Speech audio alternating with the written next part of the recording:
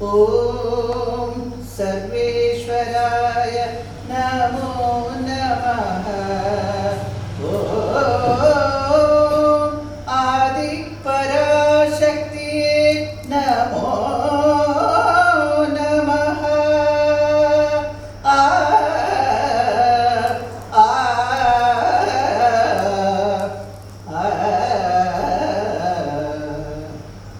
ಕರುಣೆಯ ಕಡಲೆಮ್ಮ ಋಷೀಶ್ವರನೇ, ಕರುಣೆಯ ಕಡಲೆಮ್ಮ ಋಷೀಶ್ವರನೇ, ವರುಣಾಶ್ರಯವೇ ಗುರುಚರಣ.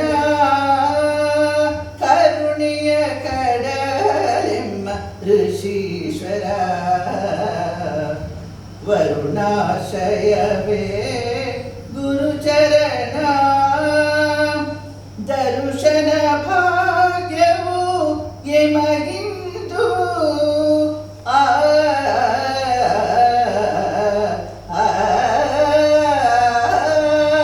ದರುಶನ ಭಾಗ್ಯವು ಎಮಗಿಂದು ನಿರುತವು ಸಿಗಲೆಂದು ಬೇಡುವೆ ತಂದೆ. ನಿರುತವು ಸಿಗಲೆಂದು ಬೇಡುವೆ ತಂದೆ.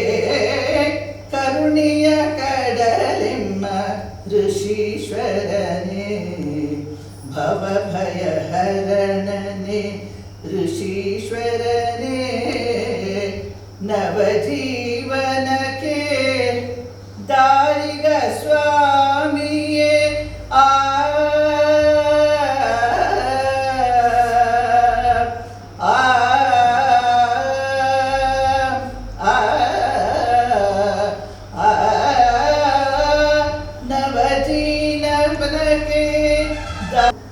And Mysore and every corner of Kodagu, a hearty welcome to all of you. I hope you will enjoy this program today.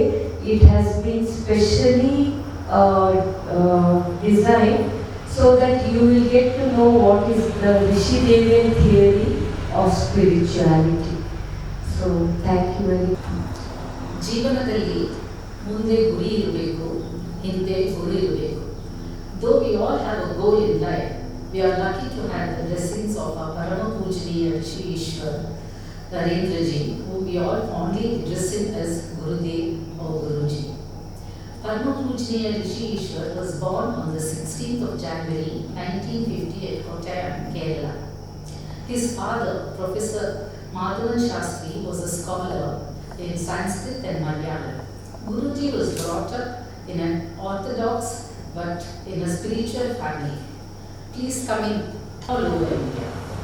But his Indian qualities of spirituality and the strong wish to ease the sufferings of humanity led him to find out the root cause of the sufferings of his patients.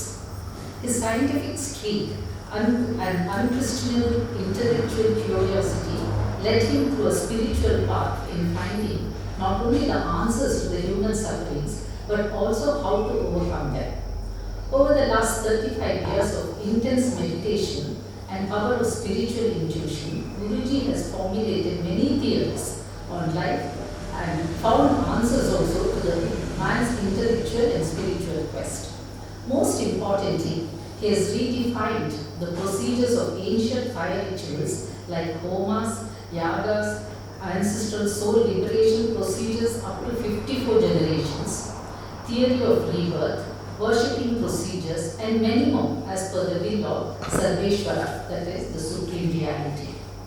What makes Rishi Ishwar different is that he has brought the divine and the mystic to the domain of everyday life, thus enriching the lives of thousands of people far and beyond in the journey to attain the spiritual heights. While his methods are pragmatic, his approach is based on experience and observation rather than just the theory. His wisdom is vast and endless. Sri Parama Pujaniya Rishi Ishwar says, and I quote him, every problem there is a solution in spirituality. He believes energy rules the world and everything is energy, and Aditi will give you a talk on energy and how it works. If you are not perfect in health, it is because of the abnormalities in your body and around you. According to Guruji, health, wealth, family harmony and interpersonal relationships are the main pillars of life. To lead a peaceful and harmonious life, all the factors should be well balanced. Fire rituals, chanting mantras and meditation are the three roots to achieve a state of peace and harmony in life. Rishi Ishwar not only helps individually to grow spiritually but also addresses the larger issues at a higher level of society, nation and humankind at large. Now let's talk about his achievements. He has organized and also has been the Mukhya Yagnacharya for 41 Vaishya Mahayagas which are performed continuously for 81 hours using material to cleanse the nature and the mankind. After performing several Mahayogas, several changes have been noticed at social, national and international levels. On the 8th of February earlier this year at 5:30 am, the Supreme Reality, Pujaniya Rishi Ishwar, manifested in the Kodagu of Vishwashakti. Vaishya Mahayagas conducted by none other than our Guruji as Mukhyacharya at the Rishidev Mandiram, Nagasthanam, Kerala, Kannur. Recently, on the 6th of April, Guruji received Samavartanam from Rishi Ishwar, which is the Supreme Reality.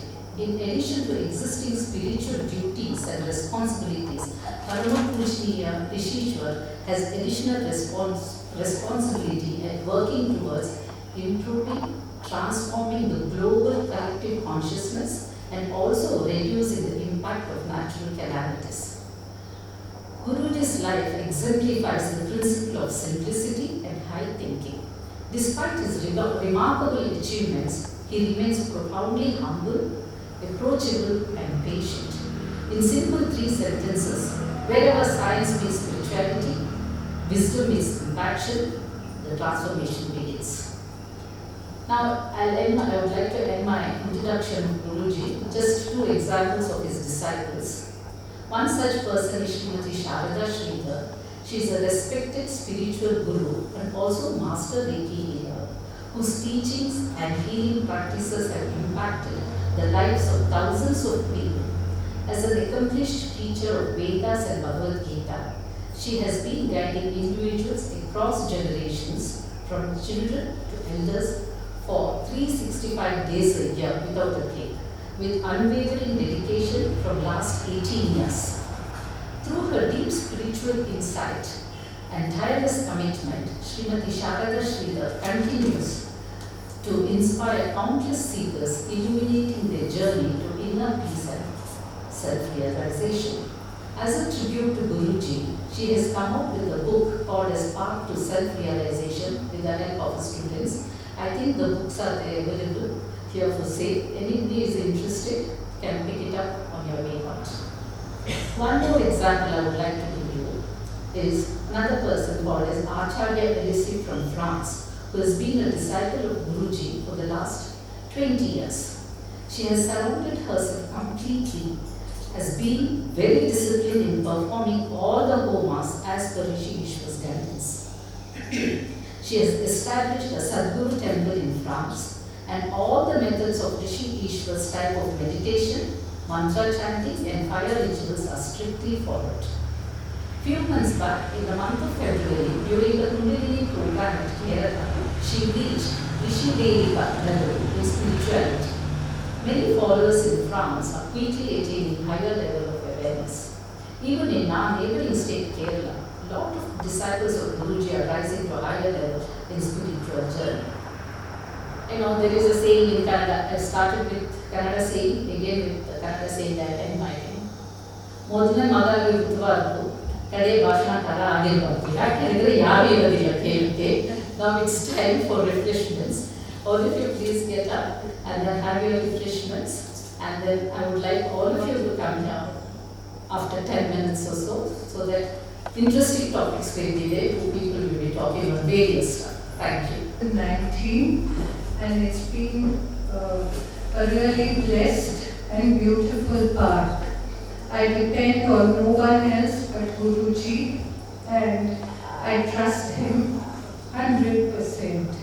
He's healed my mother, gave her the most peaceful ending. He's healed my father 100%. He's healed our home and our lives. And anything that I have undertaken has been with utmost success. From the life of my children to our lives to the home of my parents has been totally healed by Guruji. And with his blessings, I've been able to liberate 13 generations of our family.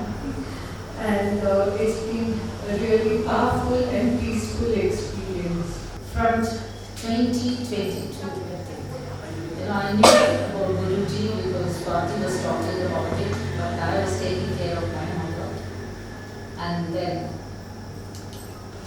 2020 COVID started. Yeah, that is the time I was taking care of my mother from 2018. So I couldn't afford any of this. Later on, my mother passed away peacefully. Then something else came up in my life.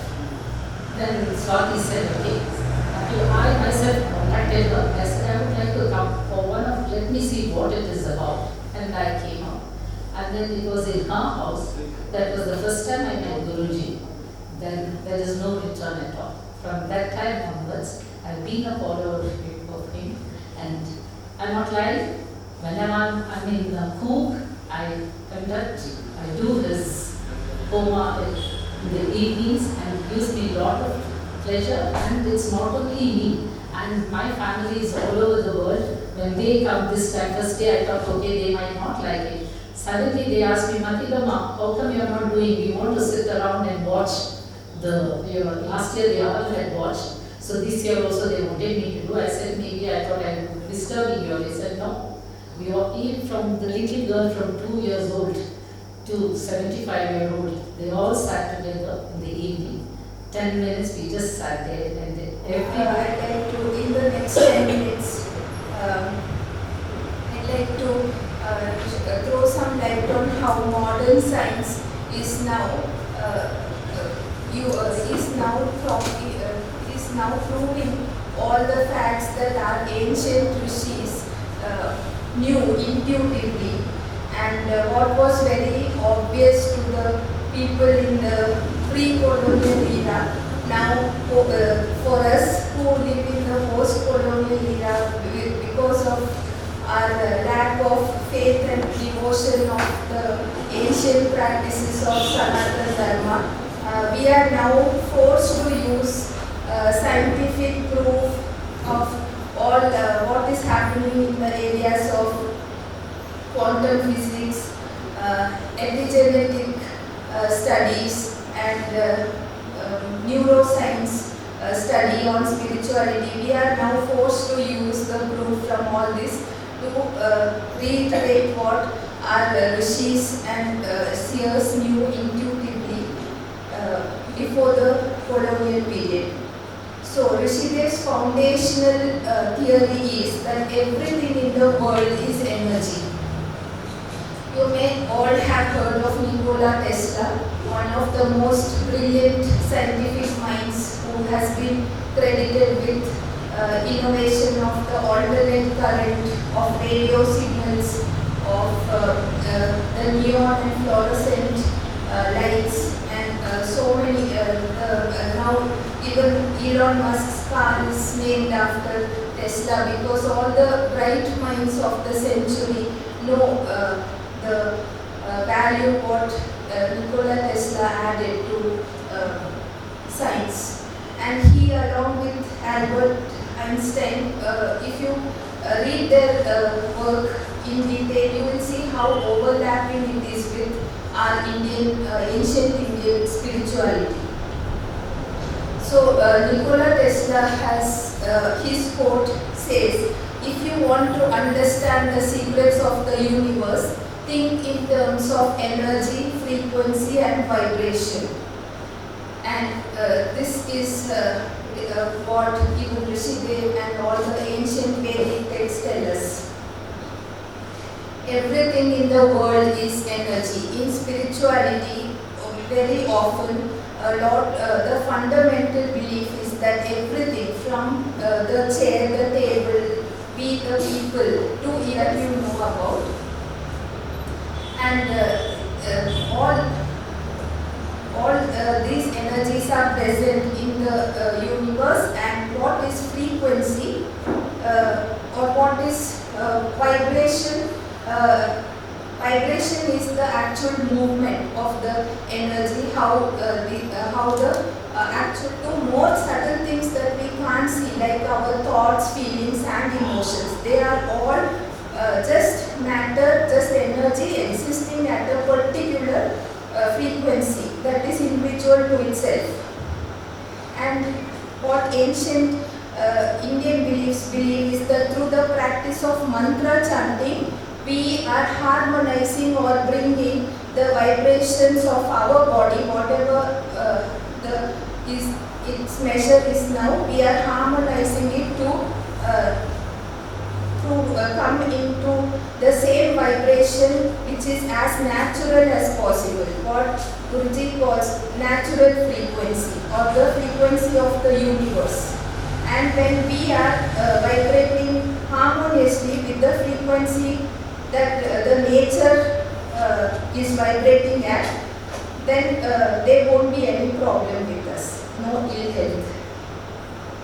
The science of mantras, the knowledge that sound affects all matter is nothing new. Chanting of mantras has been in practice in India from centuries. The ancient rishis had deep awareness of this information.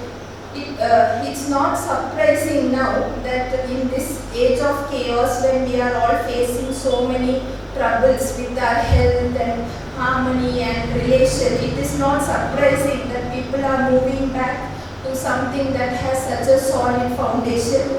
But the Western world has its own way of reaching the same place, so they are going through the scientific method to find proof, to prove the same thing, that sound has a lot of effect on any matter. That part is not surprising, but what is sad is we as Indians have, in the post-colonial era, we have lost the faith and devotion and the belief in the strong practices of ancient dharma, and now we have to go through and find the Western proof to prove why we have to practice the same practice. So how exactly do these mantras work on our body? Another term that comes up often in physics is resonance. According to quantum physics, everything, whether it is audible to the human ear or not, at every moment it has a unique sound and a distinct vibration. There have been studies also done on plants and trees, where they have kept machinery on each leaf and fruit and branches, which actually measure this vibration. This sound that is unique to each matter is called resonance. So from here I take you to what Rishidev describes as health, good health and ill health in very simple means. According to Rishidev, each of our, as everything is vibrating, each of our cells is also vibrating. When our cells are resonating at its natural frequency, in tune with the universe and nature, as a newborn baby, how they are connected to nature, when our cell is so clearly vibrating with that natural frequency, we have good health, we enjoy good health. When bacteria and virus or anything, foreign body, toxic substance enters this cell, enters each of our cell, or the cell starts resonating in a different sound. For example, if you consider a pot of water, a clay pot and water in it, and you try to make a noise, you hear a particular noise. But if you add some, if it's empty, it makes a different noise. If you add some other heavy objects, the noise is different. So that vibration quality or the resonance has to be clean and pure and as natural as possible. It is getting intoxicated with our harmful lifestyle, with use of the radiations from extensive use of technology and sleep patterns and even global climate change, for example. Everything is causing these cells to get contaminated and then lose its natural frequency. And this is what is ill health. Sanskrit is often described as the vibrational language because you know that many of the mantras, maybe we don't know the exact meaning of it. It's not so easy that each one of us knows the exact meaning, but it doesn't matter. Everyone will tell you it doesn't matter. As long as you have learned the correct pronunciation from a ascended master or your guru, it doesn't matter if you don't know the meaning, because the language of Sanskrit is developed in such a way, it is developed with vibrations. So the ancient rishis who have developed this language, they knew how to form the words, because sounds actually is something that is always existing in space. These mantras are just sounds which are always existing in space. You and I cannot hear them. An ascended master or rishi who has the supernatural ability to pass through, the look beyond our five senses. They have the ability to hear the echoes of this sound from the universe. And when they hear it, they form it into words that you and I can imitate and repeat. So these words actually inside it consists of the vibration which is needed to heal you. For whatever mantra is given to you is to heal your particular problem. It is like a tablet made in a way to heal your particular whatever situation you are facing. When you chant the mantra, you are sending these vibrations into the universe, which creates a powerful ripple effect. And this mantra recitation will also help you align your frequency with the natural frequency or the universal frequency. Om is very often very beautifully described as the breath of God. It is known to be the sound that created the universe and continues to be a part of the universe, continues to echo at every moment in the universe. Sounds have power. With every passing day, there is more and more scientific data to say that scientific data to reiterate what our rishis already knew, that sound has power. Words, thoughts, intentions, spoken and not spoken, it still has power, because when we come down to the level of atoms and subatoms, everything is at that frequency. So it doesn't really matter whether what you say. Even your thoughts and intentions have the power, and they are actually very potent tools. And if you know how potent they are, and if you have if you cultivate the other spiritual strength, you can make use of it to design the life that you want. This is what is even spoken about now in the law of manifestation. How you can design the life that you want. So how do mantras actually work? It works from the cellular level. 72% of the human body is made of water, and this is evident in all the cells. So when we chant the mantra, it resonates, the frequency resonates and the ripples are created. You imagine it in one cell, and now you imagine it over the 37 trillion cells that every human body has. Every human body has minimum 37 trillion cells. So you can imagine the effect into so many. So mantra sadhana, when we practice, it gives us protection, it changes our vibration, and it changes the epigenetic memories.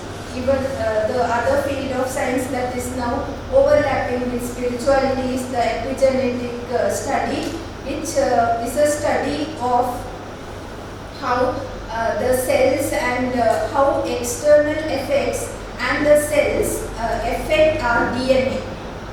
You can make effect and changes to the DNA without altering the actual sequence of the DNA, but it also has effect from external forces, and this sound is one of the force. So when you use a positive thing like mantras, that positively affects how you can redesign your like how the effect of the DNA and how through when your DNA or DNA is what carries your hereditary information and how your life is going. So making changes to this very basic level can definitely make a change in your life as a whole. And the effects of this mantra chanting is also said to affect the next 54 generations of your DNA once if you can cleanse it. So all the sadhanas and the mantra chanting and including the fire ritual, which will be the next topic, is designed to help you to come back to the natural frequency, which is the frequency that you were as a child. The cymatic study, cymatic phenomena is one more scientific field that is studying the effect that sounds and vibrations have on matter. There is one more field which goes into the effect. They also study now the effect of mantra chanting on the human brains and cells. Spirituality says that every object on earth, to repeat myself, has a particular frequency, and the human brain frequency is said to be similar of that of the earth's frequency. But these days, because we are more aligned to the radiation of technology and also our lifestyle choices, which have many toxins, even food, processed food, and not farm fresh, and anything that is processed or even using harmful chemicals, all this affect us at a cellular level. The benefits of mantra chanting at a physical level, the benefits are very simple. It improves our focus, it releases the appropriate neurotransmitters or what we know as the happy hormones, and it releases the stress hormones, and we feel very much at ease. There are also benefits on the mind that have been studied by scientists. That is all the three parts of the brain, they come in harmony with each other. The frontal cortex, the midbrain, and the cerebrum, which all this has to be in harmony for life to go on harmoniously. And through the chanting of mantras, this harmony and coordination of all happen. And then again the happy hormones are released. And when we repeat a mantra for a minimum of 108 times, our limbic system and cerebellum will be active, and this is what helps you to redesign your life or get you to the place where you can actively choose a healthier life. And the benefits at the cellular level is one of the areas that Rishikesh focuses on. The mantras, through his study and empirical study and intuitive study, there have been a lot of work done on how every mantra is affecting us at the cellular level. So each mantra is actually it affects a different part of our cell. If we go into the cell structure, and the bija mantras, which are known as the shortest mantras, less than 9 syllables or less, is called a bija mantra. You can imagine it as a potent seed. You all know the power of a seed. It is going to grow into a whole plant, a whole tree. but all that before it grew into the plant or tree, the entire power or what it was going to be was still in the seed. So Bija Mantra is like that seed. Though it is small or maybe one word, it has the potency of what it is, what when it grows up it is going to be. For example, the Bija Mantra Aim, it has effect on the mitochondria of the cell. The mitochondria of the cell is called the powerhouse of the cell, which is responsible of giving energy, basic energy for you to feel fitter and healthier. That energy is what is released by the mitochondria, and it is experienced by all of us when we sit and chant Aim for 15 minutes a day, once a day or twice a day. It is an instant energy boost, and this is something we have all experienced personally. Om is a mantra that activates the entire cell. Hum, for example, activates the cell membrane. Chrome activates the chromosome in the cell, which is the blueprint of all hereditary features. So you can imagine the kind of effect. But in combination, it has to be given what is correct to you by the Guru, because all this it is difficult without initiation. Whatever is appropriate, it's like a doctor giving you the correct tablet. We can't take whatever we think is helpful. So you will be prescribed what is going to help your situation. How does the mantra actually travel through our body? When one chants mantras, vibrations occurs in the vocal cord, and this spreads through our body in 3 ways, that is through the bones, through our cells and through the air. The appropriate mantra enables the vibration of the cell to Eventually addressed as Rishidev and affectionately called Guruji, has propounded a Rishidevian theory called the Rishideva Panchaka. They are health, wealth, family harmony, interpersonal relationships, and moksha marga. Recognizing that true healing encompasses more than physical ailments, Guruji embarked on an uncharted journey to merge his scientific expertise with spiritual wisdom.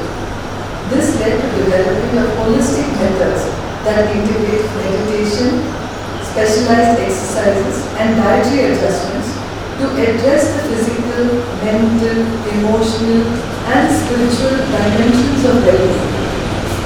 Guruji has dedicated over 35 years to profound spiritual research. This has inspired the creation of transformative wellness programs such as Jivatma Yoga, Atma Shakti Yoga, Panchabhuta Samikarna Yoga, and Antikriyas. These practices are designed to harmonize individual energies with cosmic rhythms, empowering the practitioners to attain clarity, balance, and spiritual growth. Guruji's teachings transcend all barriers of religion, caste, creed, and nationality, emphasizing the universal truth that energy governs the world. Guruji's philosophy centers on global transformation through individual reform. By seamlessly blending ancient Vedic wisdoms with modern practices, Guruji makes the path of sadhana accessible to all, fostering spiritual growth at every stage in life. The first pillar of Rishidevan Panchakam is health. Health or wellness encompasses body, mind, and energy body, which are interdependent and interrelated. According to Rishidevan theory, health is a process of continuous equilibrium of body form and function, which results from successful dynamic adjustments to forces that tend to disturb it. To enjoy youthfulness in body and mind beyond physical age, one must acquire and sustain what is described as psychophysical equilibrium. Guruji's teachings emphasize the transformative power of inner joy, quality living practices, and spiritual empowerment as pathways to a fulfilling and meaningful life. Various faculties of an individual such as emotion, sentiments, desires, drives, our will, intellect, thinking and feeling must be harmonized together to maintain health. Forces that work to induce sickness are countered by the forces that work against it. The biomagnetic field is the decisive catalyst of good or ill health. An exogenous power is required to help strengthen the biomagnetic field. Such omnipotent and immunotherapeutic energy is generated or transferred to the person when he or she does sadhana, like yoga, mantra chanting, doing homas and participating in yagas. Well, life is spiritual financial freedom. Money is a flowing spiritual energy. In the universe, everything is in abundance. As human beings, our potential and opportunities are boundless. It is our choice to work with immense or feeble potential. Wealth is dynamic, carrying spiritual and emotional weight, influencing our lives and emotions, shifting and affecting various aspects of our lives. Energy of money is feminine, spiritual abundance and harmony and fortune. In ancient Bharat, Goddess Lakshmi symbolizes not only wealth but spiritual abundance and bliss. Three attributes that will generate this feminine state of energy in one and all are gratitude, love and respect. Gratitude to the source of money. We either attach emotional love of money. So when we respect the source of money, be it our job, business or vocation, we have abundance and we have wealth. Financial security, financial freedom, money blockages are all tied to our relationship with wealth or money. Respecting the source of our money also gives us these lessons. Family harmony. Harmony is an intangible and invisible thread of happiness and peace. Harmony encompasses many integrated factors such as intra, inter and social harmony. With individual transformation, one will be empowered to radiate and maintain emotional equilibrium, creating pathways to harmony. Interpersonal relations. How we see ourselves in the world, how we judge people around us, how we deal with people in our daily lives, all these affect our ability to communicate with others, connect with others and have healthy, wholesome and respectful interactions. Lastly, moksha margam or the path of self-realization. Self-realization is a state where one experiences a calmness and joy that can't be shaken by the world around us. There are four important paths that can help one attain self-realization. Karma Yoga, the path of selfless action. Jnana Yoga, the path of knowledge. Bhakti Yoga, the path of devotion. Raja Yoga, the path of meditation and discipline. Rishikesh Narendraji helps disciples to eliminate mental weakness and obstacles in the path of self-realization.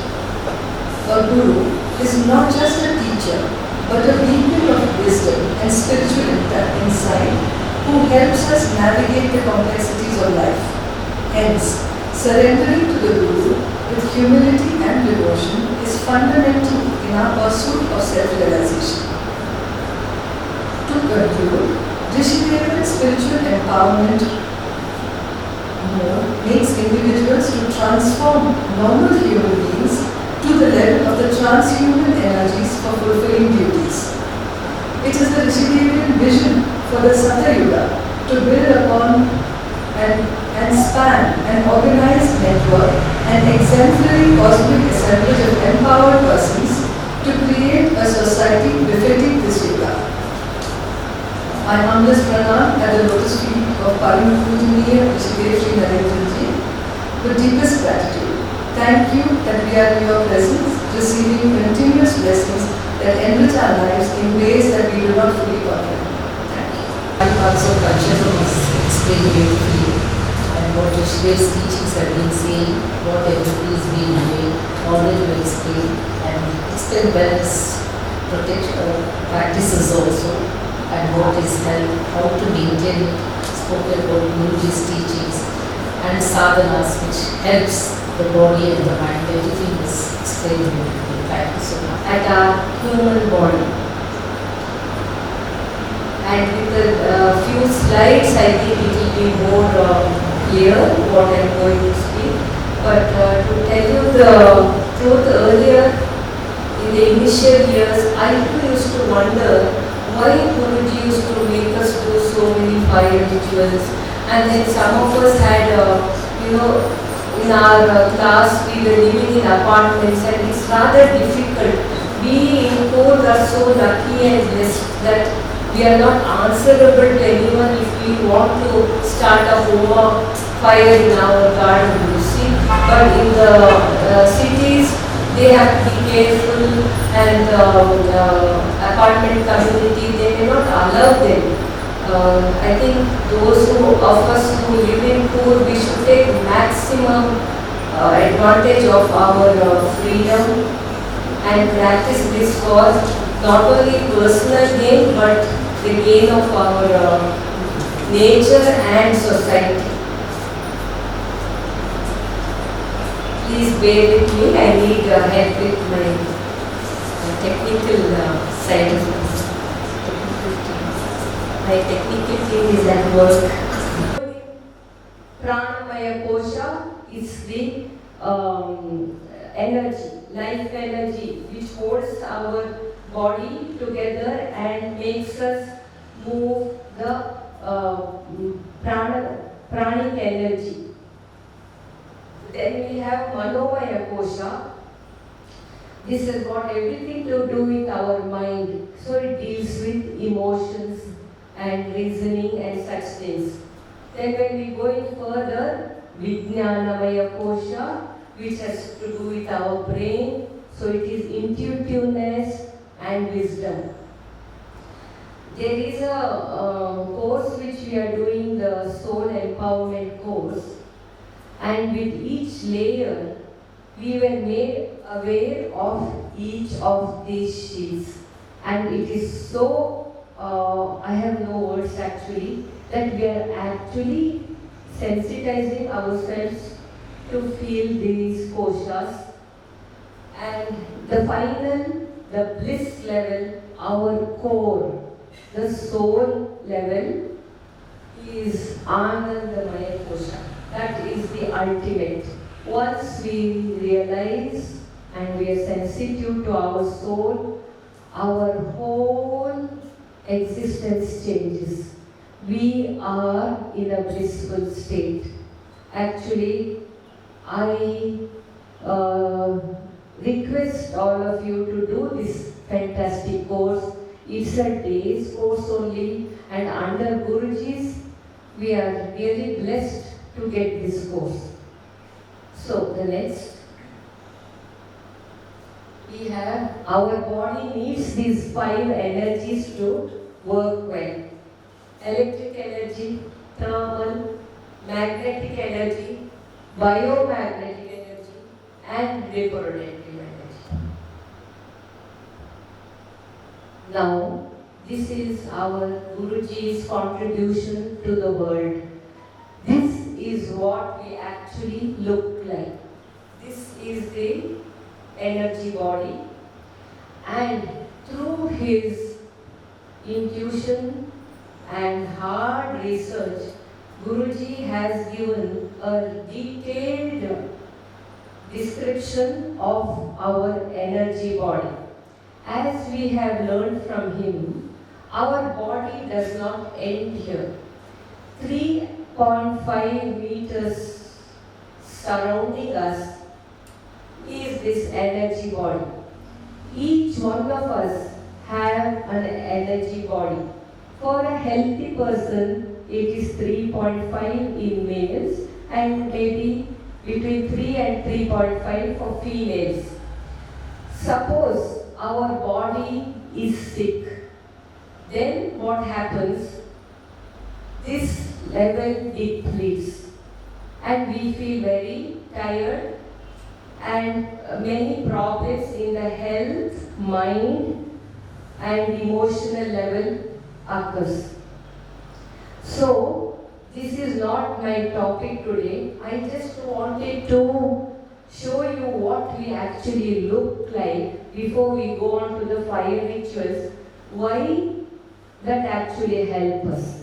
Why a fire over there? How does it impact us?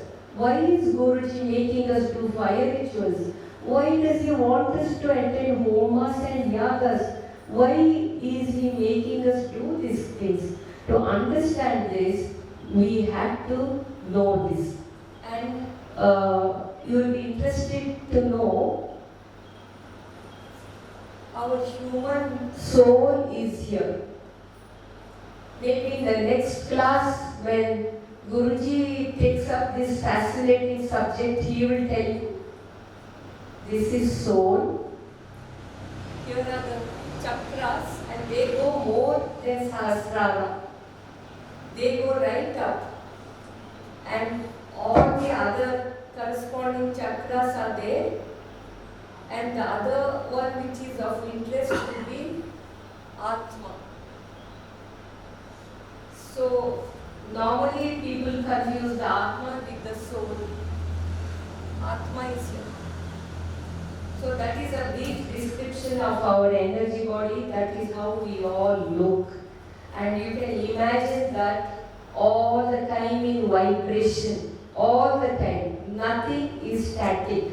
We are like that. As we are sitting, we are like that. I can't see, but Guruji can see. Now we go to the main subject. What are fire rituals? Fire rituals, right from our Vedic age, we have been reading in mythology how kings would organize yagas and homas, and then he gets what he wants.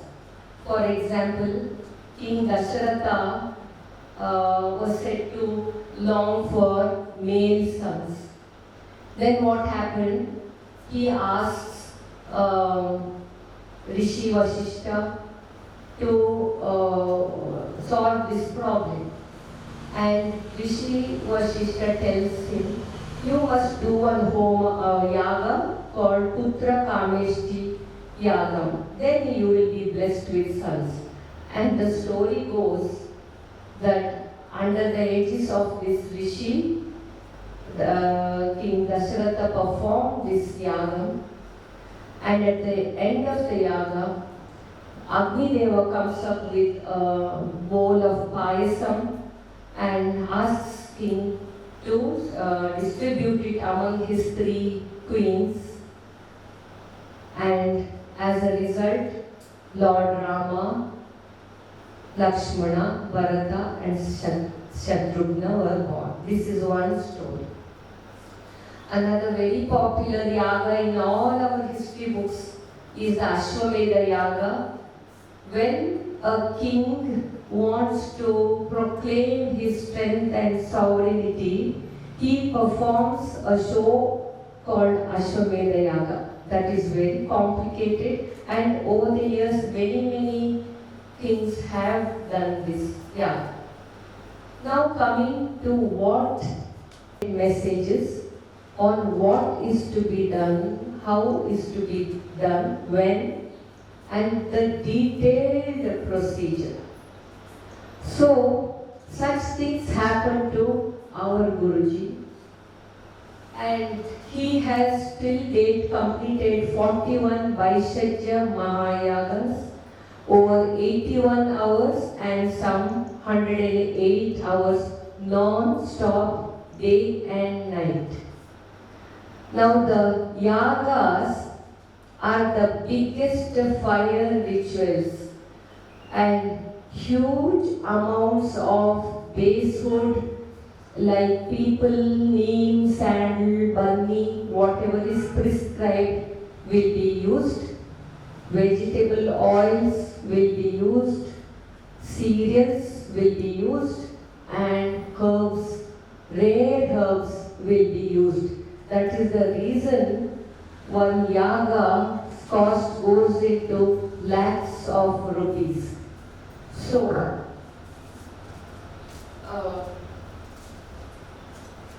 fire rituals, there are 3 types. The biggest, which goes on for 81 hours, is a yaga. 108 hours is Mahayaga, and the smaller one for family and small society is called Homa, which can go on from 8 hours to maybe 12-14 hours as per the communication received from the Supreme Reality. But basically the methods will be the same. And the smallest fire ritual given to man is the Agnihotram, and we are so blessed that we are directly getting the Diksha from Rishidev. So that is the water fire rituals. Now, why should we do fire rituals? Guruji always says, instead of chanting 1,000 times one Agnihotra, one Homa will do the trick. It is so powerful. Now, like I mentioned earlier, the fire is the medium which is used for yaga or any of the fire ritual, because the fire is the most powerful of all the elements and the most undiscriminative. It does not discriminate between people, and also the purest. We can pollute water and earth and air can be polluted, but fire is never polluted because it just burns anything which comes into contact. So fire is the medium used for the yagam or the fire rituals. And through this medium, Guruji, I will take the example of Guruji because he is here, how he performs a yagam.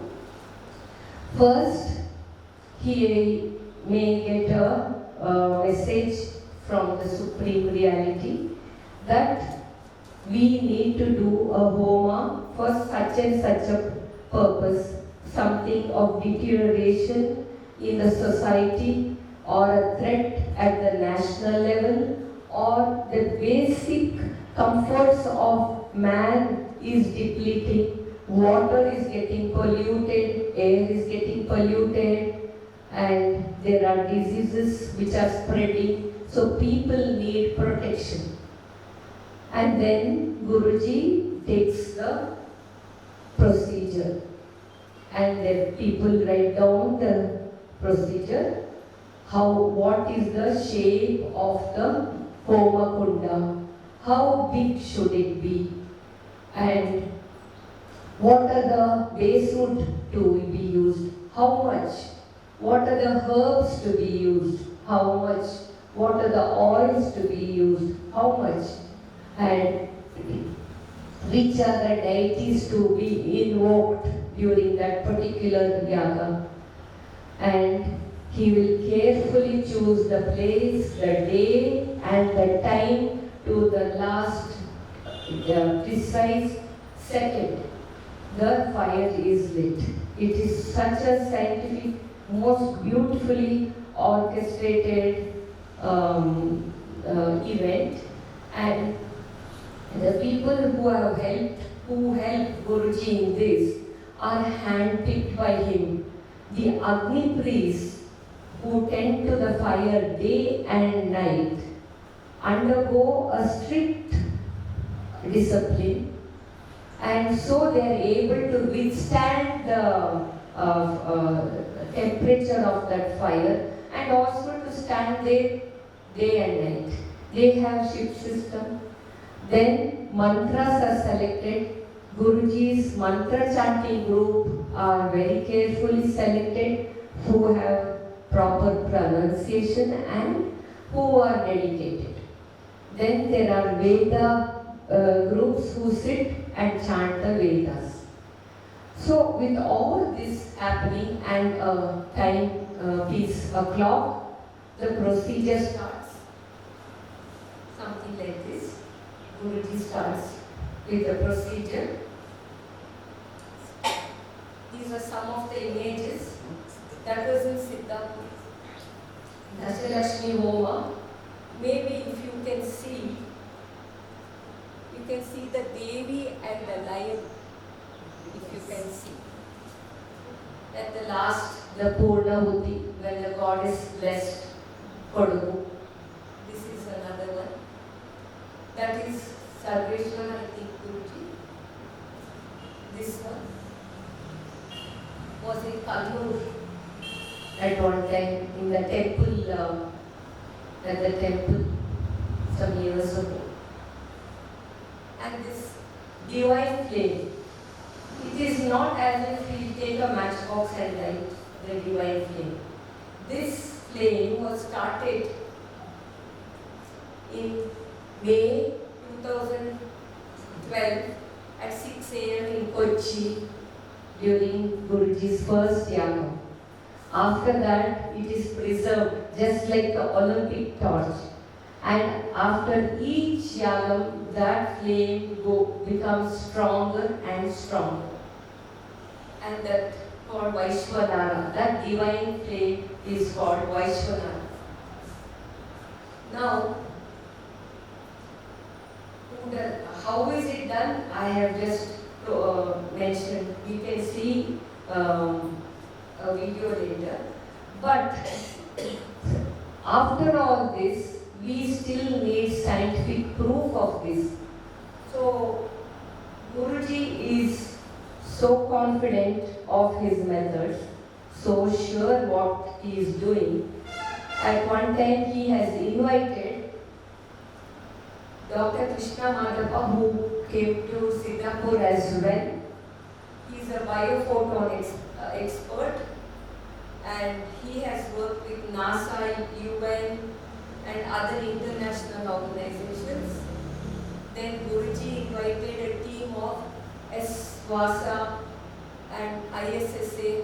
They came, they pitched their tents all around the yagam, and a Russian scientist came with his equipment to measure the changes which happened. And the Karnataka Pollution Board people were also there. So with all of them, pre and post was recorded, and they found that 20% of the 15 to 20% of the sulfuric acid in the atmosphere after one yaga was lessened. Now to go into more details, the base wood and the cereals and the vegetable oil, when they burn, they not only emit the most beautiful fragrance, but chemical reaction takes place, and chemicals like thymol, terpenol, eugenol are emitted, and methyl and ethyl alcohol, formaldehyde, acetaldehyde, formic acid and acetic acid. All this is emitted during combustion, and as a result what happens? The environment is cleansed. When the carbon dioxide is emitted, the plants absorb carbon dioxide and emit oxygen. Water is also purified, and so also the earth. And please go back to what we look like, our energy body. Just remember, you saw our energy body. So we are all pulsating, everything is porous, and when we are sitting around this kind of fire and the chemical reactions are taking place, our body just absorbs everything. Each and every layer of our energy body has absorbed everything, and from that level the wellness seeps in, and mentally we feel better, spiritually we feel good, and After one yaga, minor ailments just vanish. I would like to express my take on our Kundalini Shakti activation program, because as you all know, some of us have been doing this program, and I know many are curious here to know what is happening during this program. First of all, let me tell you all, when I started with this program, I did not know anything about spirituality, the different aspects of energy bodies, chakras, soul, etc. But my quest to know more led me to it, and I set about it. In our Kundalini Shakti activation classes, we are taught mantras, meditation. We also get cleansed and energized. Our program begins in the morning by welcoming our Guruji with a Pada Puja, and then we begin with a prayer. During our class, we are asked to chant mantras depending on the deity we need to invoke during the session. We realize that different deities rule or preside over different chakras, and their functions are different accordingly. We are prepared to welcome the said deity during the session. Sometimes, if our energy is not in sync, then Guruji steps in and corrects us. And also, if we are having any discomfort, aches or pain, Guruji heals us. Once we are prepared accordingly to receive the Shakti or energy, Guruji then installs the Shakti or energy in us, and once again the necessary checks and balances are done. Since Guruji is monitoring and guiding us in every step, I can proudly say that none in our class has suffered any untoward incident. All I can say that it has opened up a whole new world out there for me. Now I realize that there's more to life. Happiness is within us, and we can lead a happy life without a worry in the world if our spiritual life and our day-to-day life is in sync. To do that, we have to, or we need a master or guru who will guide us through that path. With the guru or master, the road becomes smooth and journey becomes a cakewalk. An ascended master or guru's blessing is a divine experience, and once you get it, you're truly blessed. According to our Guruji, spirituality can be realized not only by those who are withdrawn from this world into the caves or Himalayas, but also by those who are leading busy lives full of responsibilities and accomplishments like you and me. So, I welcome anyone who is set about in this path to go ahead and join this program. Thank you very much for giving me this opportunity. Thank you. Of encapsulating your key ideas on the journey of the soul. What I speak before you is drawn on Aditi's notes and the recently published book, Path Towards Self-Realization, A Pragmatic Approach. Here I may add, Aditi's earlier book was also very helpful in enabling me to get my thoughts together. I've had the privilege of participating in Guruji's Soul Empowerment Program, and I can see the change within me. As I entered the sacred portals, I could feel a power which I haven't experienced in many other places, especially as Guruji entered the room. Thank you, Guruji, for accepting me under your shelter. Guruji, as you all know, is an ascended master endowed with the highest spiritual powers, and what he addresses is the core question: which all philosophers and spiritual seekers ask, of who am I? Different schools of philosophy which I've had to engage with as part of my teaching career come up with different answers. But Guruji says that we are essentially divine. And the purpose of all spiritual practice, he explains, is to realize this inner divinity in all of us. In other words, to know our own divine nature. Guruji's mystical teachings, which both Swati and Aditi have explained, indicates that the world is essentially divine and that our task here is to realize this divinity within us. Guruji says that the all-pervading Sarveshwara is our original parent. The spark of Supreme Being of Sarveshwara is passed down to us through our ancestors and our parents. This soul, as indicated in Swati's diagram, resides at the heart level, approximately 3.5 to 4 meters outside the male body and 3 to 3.5 meters outside the female body. This individual soul, a divine spark of the Supreme Creator, longs to return to its source.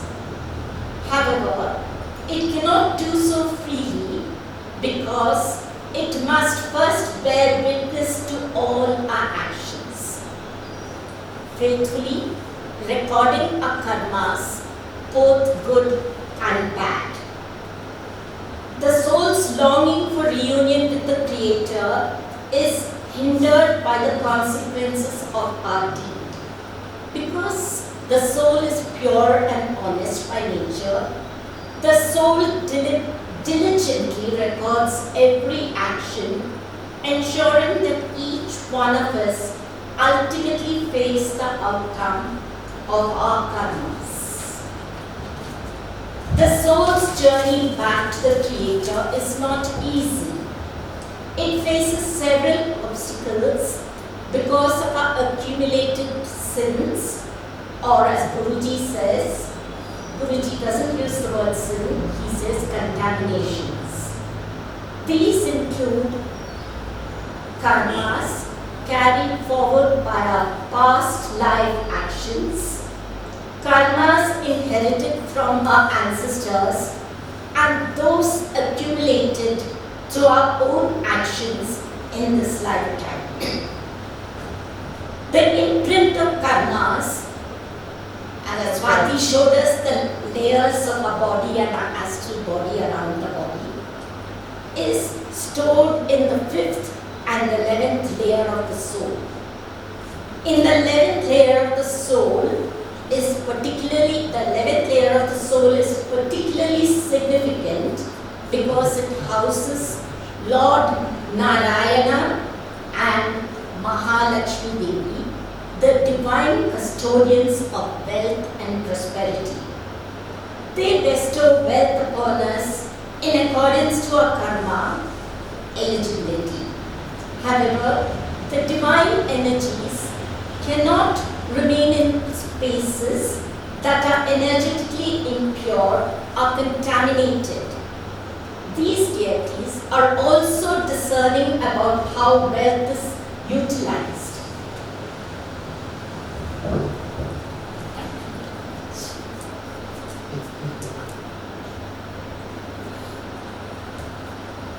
How wealth is utilized.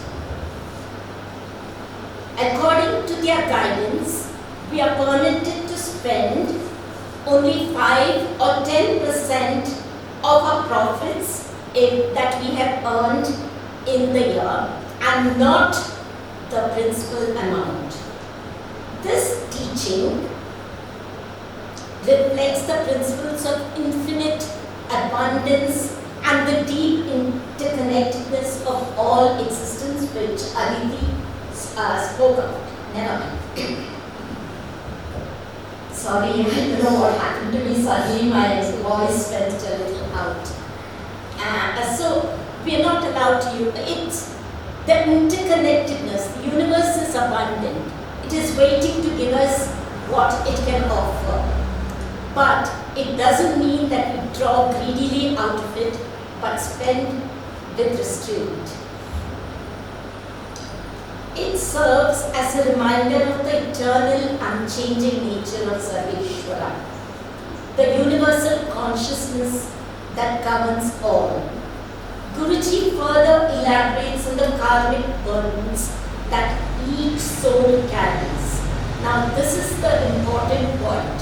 What are the obstacles that come in our way in our search to return to the Divine Master? Sanchita karma. The first karma which we have is the Sanchita karma or the Purvajita karma, that is the accumulated karmas from our past lives, as well as the karmic debt that we have inherited from our ancestral lineage. And I think this is what gets cleansed through our the homa we offer to the liberation of our ancestors. These, according to Guruji, are stored in the 11th layer of our body. Then there is the Swabhachita karma, which contains the imprints that we accumulate in this body.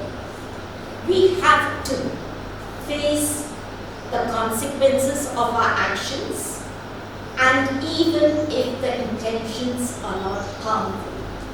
As Guruji explains, a person who opens a liquor bar for business may not directly intend to harm anybody, but still accumulates karma dosha due to the indirect harm he causes to alcoholics by leading other people astray and to their families. There's a repercussion. So the karma that you do by how you earn also has a great bearing. Similarly, individuals who consume alcohol harm not only themselves but are also subjected to Swabhachita karma. This is because the human body is not our own. It is a sacred vehicle to carry forward our life. It's the channel given to us by the Divine to carry forward our duty and find a way back to the Divine. Any harm that we willfully cause our body will have karmic consequences. Then the Swayachita karma. This is the karma which arises from our own action, both good and bad. These are stored in the 11th layer of the soul. Then Guruji's teachings indicate the depth and gentleness of his thought. He says, Shishu Hatya karma comes from killing a child. This includes abortion or causing any kind of willful miscarriage. Guruji, an ascended master like Guruji, takes on the burdens of the Shishyas.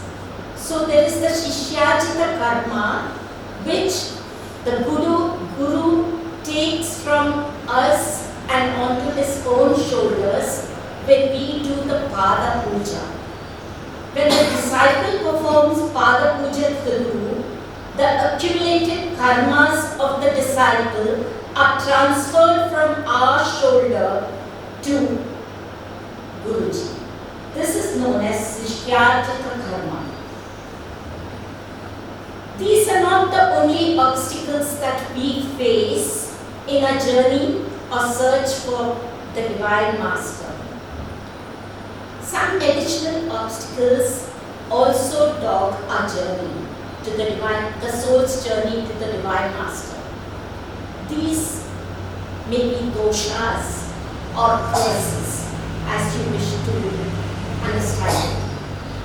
When we fail to fulfill our obligations to the father, mother, ancestors, or guru, we incur a kind of dosha. I should use the word curse because curse is a very strong word. But dosha, a kind of contamination, such as beating children who are still learning the difference between right and wrong. As Guruji explained to us, beating children before the age of 5 gets a certain karmic burden on us. Insulting women or learned individuals or harming nature can also invite such doshas. Aditi had mentioned about the way our souls vibrate, our body energies vibrate with nature. So when we harm nature, it translates to mean we harm our own body. Likewise, attempting to exploit divine energies for selfish purposes, and as Guruji had explained, like some of these shamans, witch doctors, etc., has similar consequences. The consequences of such action come back to us. The accumulation of karma dosha in the energy body leads to chronic diseases that cause suffering. It blocks the grace of Sadguru, and his blessings are important for all individual growth and happiness. Sins and contaminations are preventing our souls from going back to the Supreme Creator. In other words, our karmic bonds prevent our soul from merging with the divine.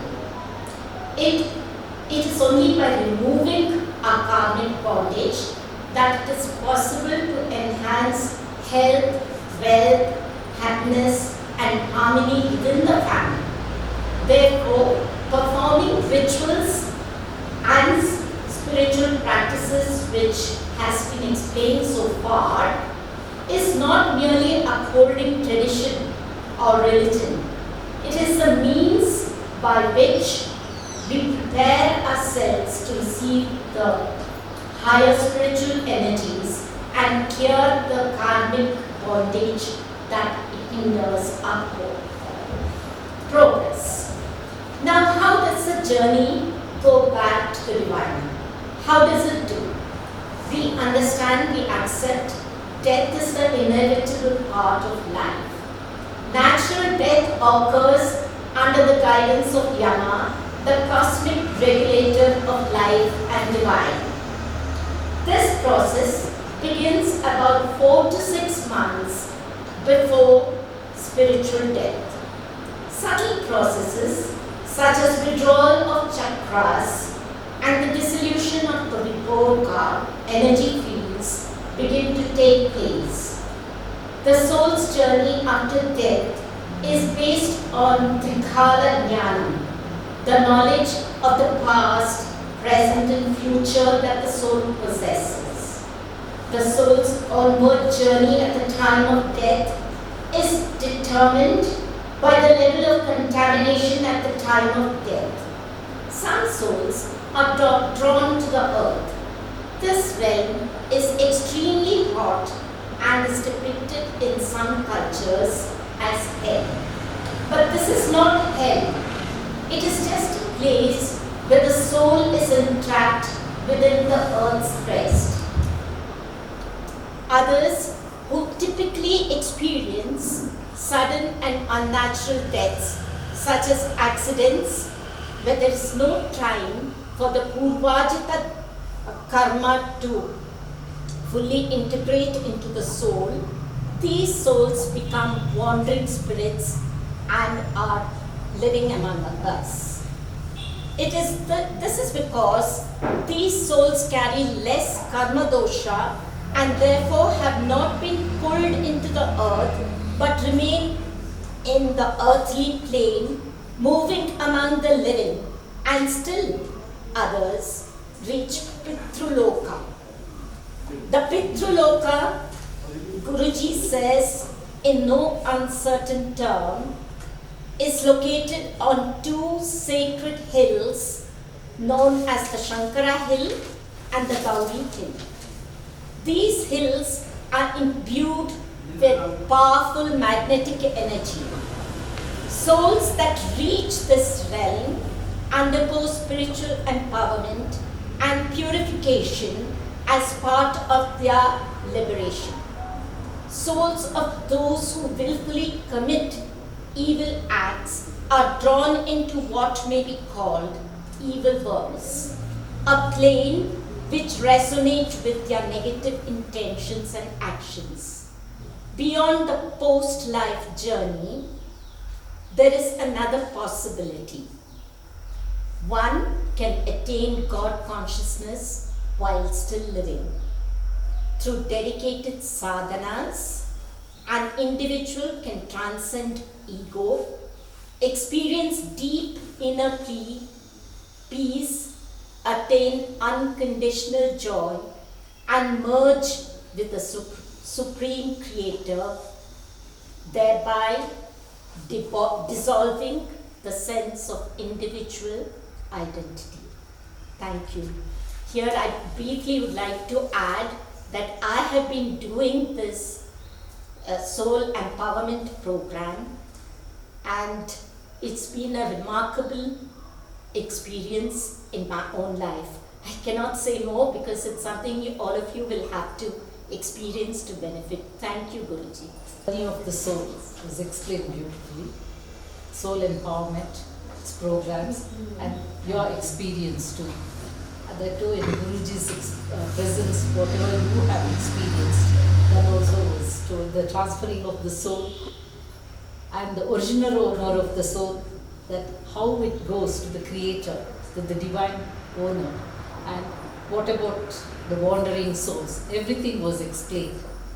And also, not to forget about the karma, different forms of karma, and how finally everything has to merge with the Sarveshwara.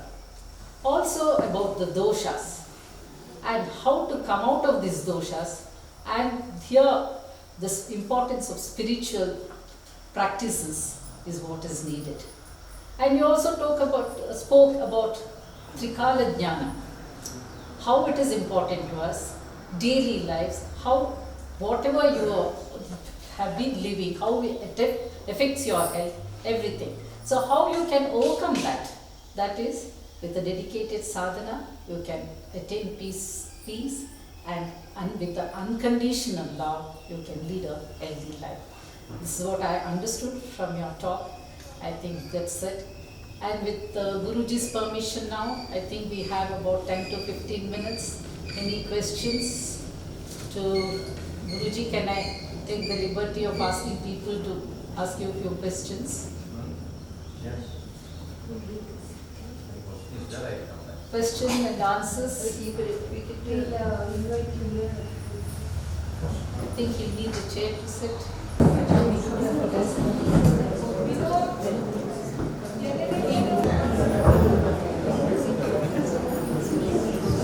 Yes, please.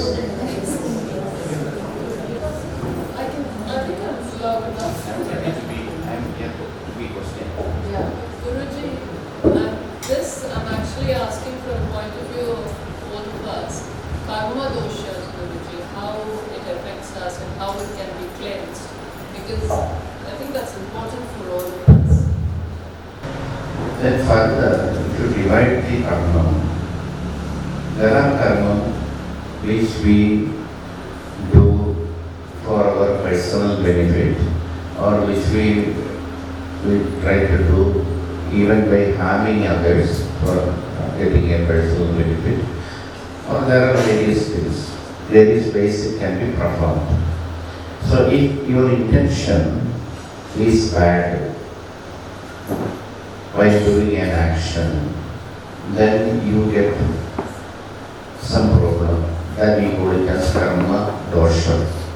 And when we do with a good intention, you get the benefit. We call it as luck, bhagya, luck, wisdom. So even in our day-to-day life, we say that I am very lucky to get that. I got like this. I am very lucky like that. That means that these lucky things are happening to a person because of doing some good karma what he might have done, or even his parents or grandparents might have done earlier.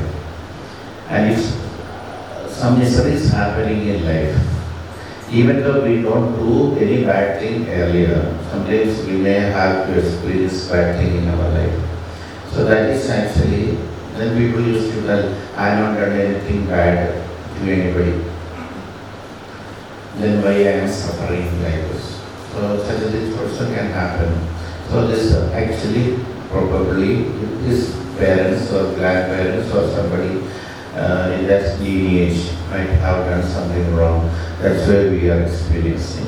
So then one question may arise, I have not done any mistake. Why should I be responsible for the mistake of my grandfather or anybody like that who was died long back? They might have done many bad things. Then why I am supposed to suffer? It's like that. So sometime maybe around 15 years back, one family came from Hyderabad. So the problem in that family, that male members, those who complete 48 years of age, they will die. Anybody, they will die. Men will not cross 48 years. At the 48th year, somehow they will die. Sometimes they may die out of accident or by disease or something like that, whatever may be the reason. Only ladies will be remaining in that family. So they go to different places to sort it out. Then lastly, somehow they came to me and we find out that there's a curse from a person who lived before 400 years, 300 years back. 300 years back.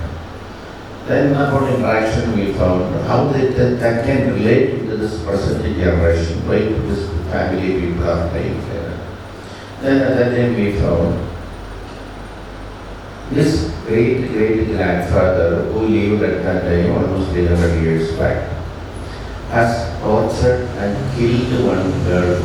Girl means the girl became, he was a landlord and this girl came to work in his field and she was so beautiful and he had a little connection with her and lastly she became pregnant and he was afraid about the society. Then somehow she killed him. He killed her and buried there only in some corner of the field.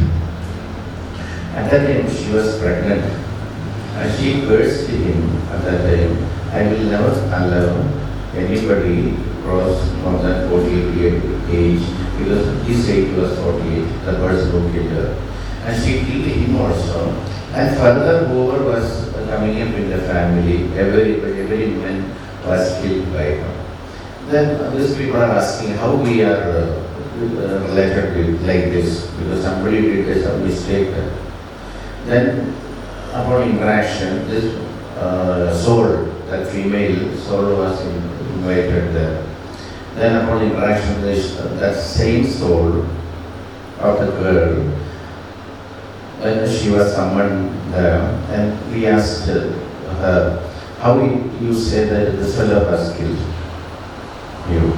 And she told, that the person who ever sitting there, the family, husband, wife, children, everybody is sitting, then the soul was telling, he only killed, raped me and killed in front of his wife and children. That soul is telling. He only raped, like that. That's why I am going to kill him. I have reached only 46 years, so after 2 years I will kill him. And then she was adamant. Then I explained to that family that because this particular the soul of the person has come from his father. Then when you go back, the person who has done this mistake, his soul was replicated and came like this. Please suppose what happened, we drive one vehicle, one lorry, and maybe with an accident or kill somebody by mistake.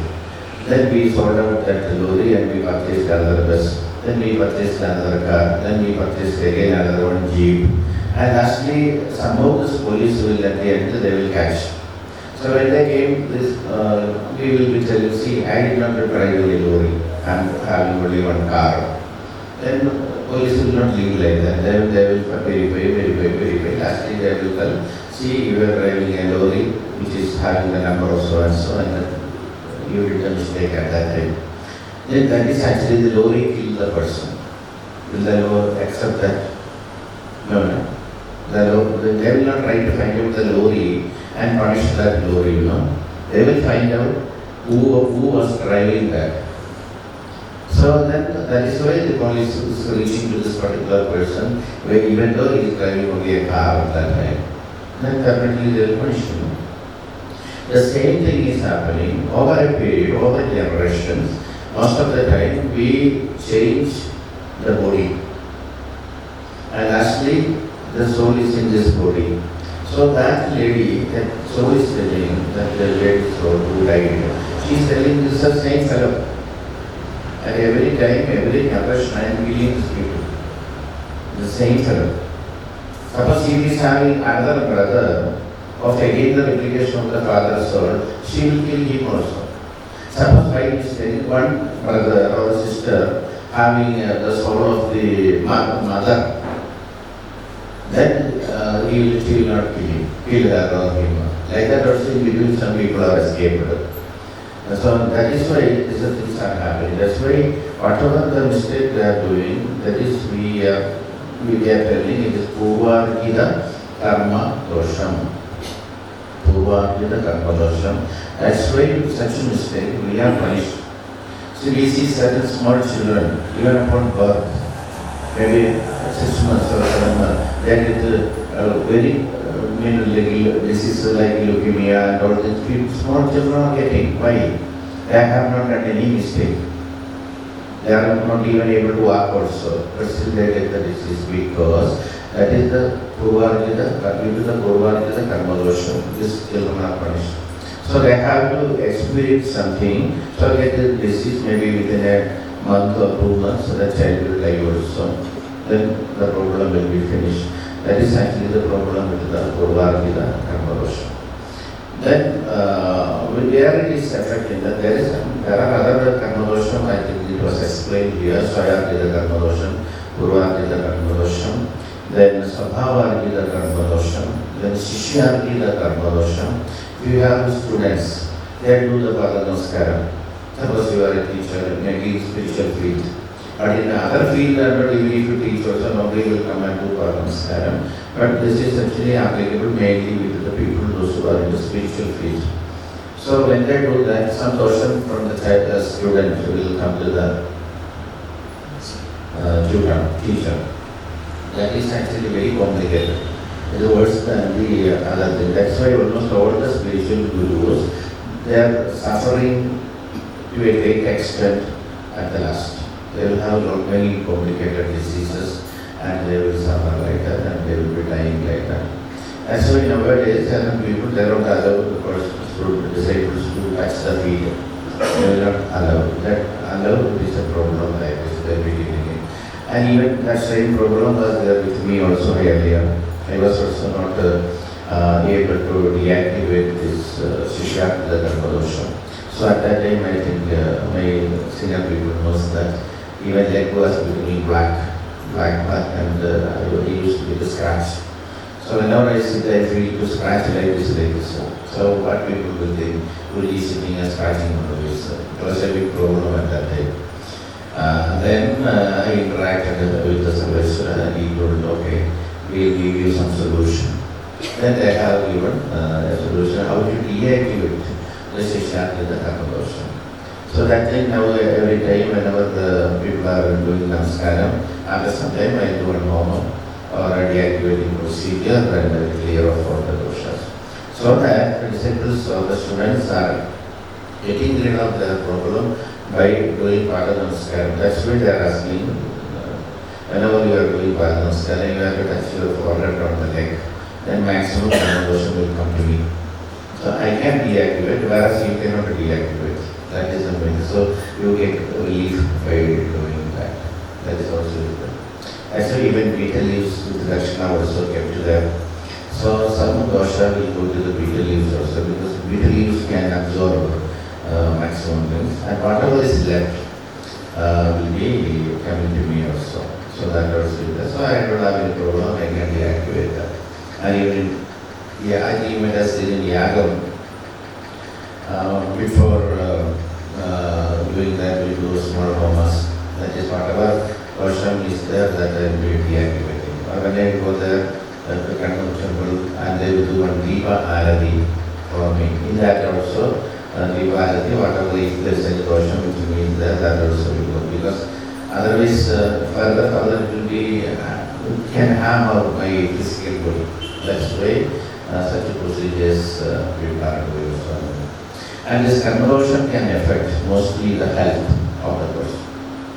Most of the time, when we check with the deadly diseases, they will have maximum conversion.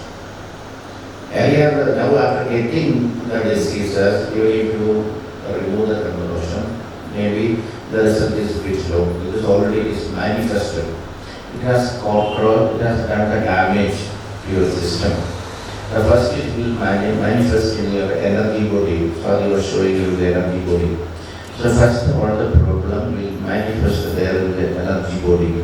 Then from the energy body, that problem will be slowly coming to the physical body. Once it comes to the physical body, then only we will be able to understand that something gone wrong.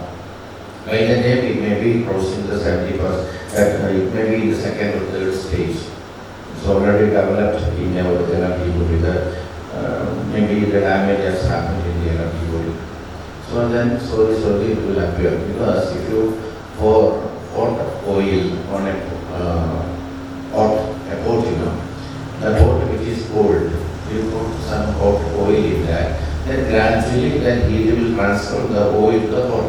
That's it. Same way, initially the problems are manifested in our energy body, and from the energy body slowly we will be coming to the physical body. That is why we are recommending, or most of the time we are telling that you have to do Agni-Kriya, fire rituals.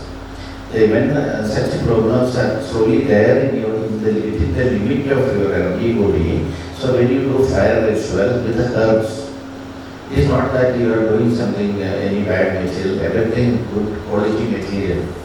Here you are using pepper tree or vegetable oil or ghee or something like that, and some herbs we may be using it. So that what happens, that fire carry. So what happens, why this fire is important, and fire is considered as the among the five elements, fire is considered as the more sacred and more powerful. Because, I think maybe remembering, fire cannot be contaminated, but all other elements can be contaminated. So that suppose what happened, the fire can carry your doshas from your body outside. Fire can carry.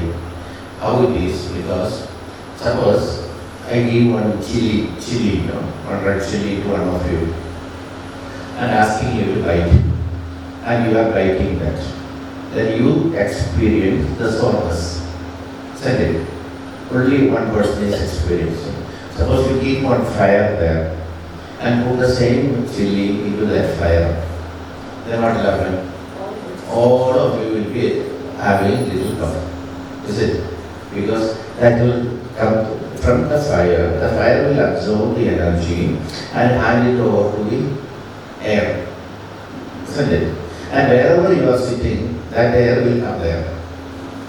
Isn't it? From that. So that soreness of that red chili, you will be breathing in. So you get irritation. That's why you will be coughing. So if it is given to one person, only one person will be affected. But when it is put into the fire, it will affect everybody in the room. Same way, when herbs, we take a medicine. When we eat a medicine or when we consume a medicine, only one person will be benefited. And if the same herb is put here in the fire, and then the same action will happen, the good thing will happen to all of you. Immediately you may not be knowing it, but you have, because the chili you will immediately know it. But when you sit in the fire, you might have seen so much of fire, herbs are poured into the fire, So much of herbs are put into the fire. So much of vegetable root oils are put into the fire. So that what will happen, the energy released with the help of the fire is given to that air, and air will bring into that everybody. Those who are sitting there, they will be breathing, At least knowingly or unknowingly, we will be breathing. And the water, whatever we are drinking, that also will be medicinally, that medicine will be impact of that one. What food, what we are eating in that area, that also will have that medicinal effect. So, in general, the good effect of all the medicines, all the herbs, what we are putting into the fire, will be given, everybody will be getting that benefit.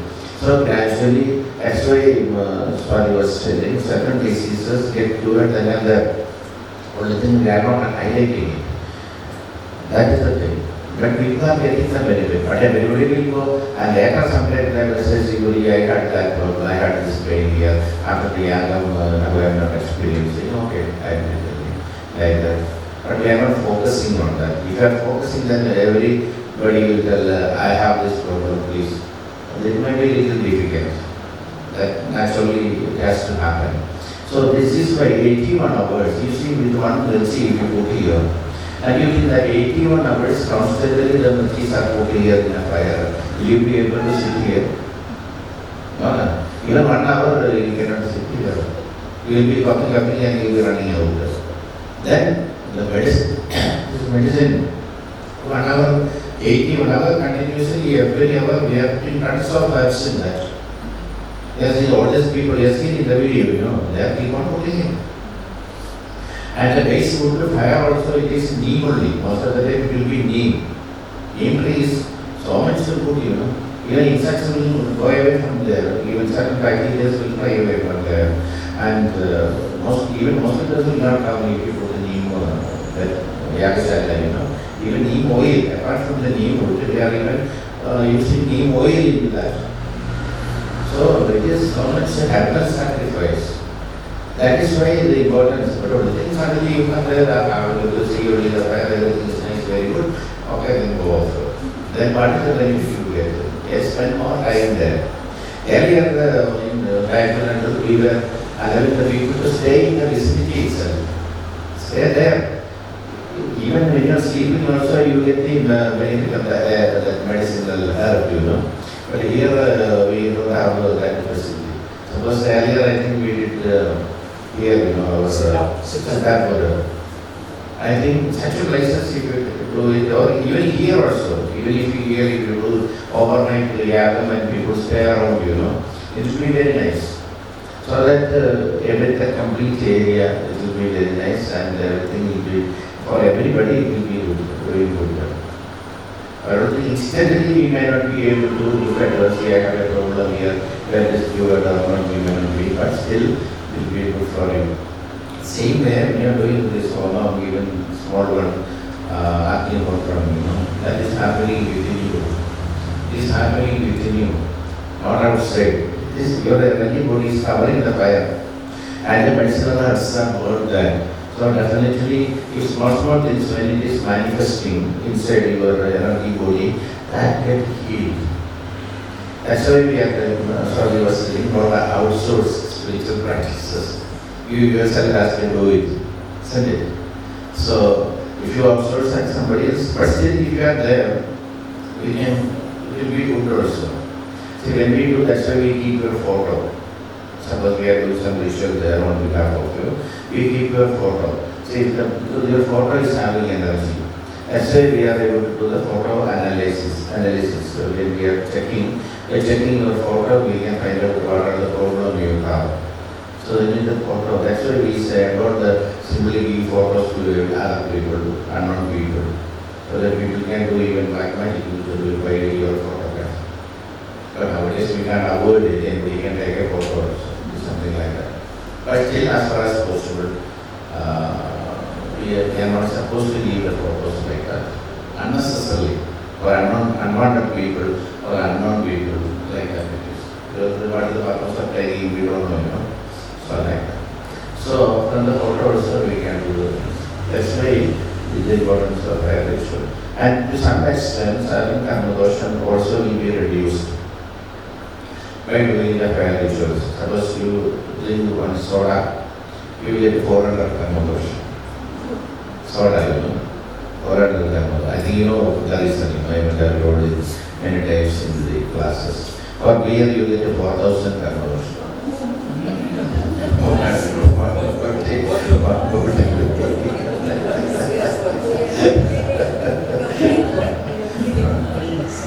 So it is like that.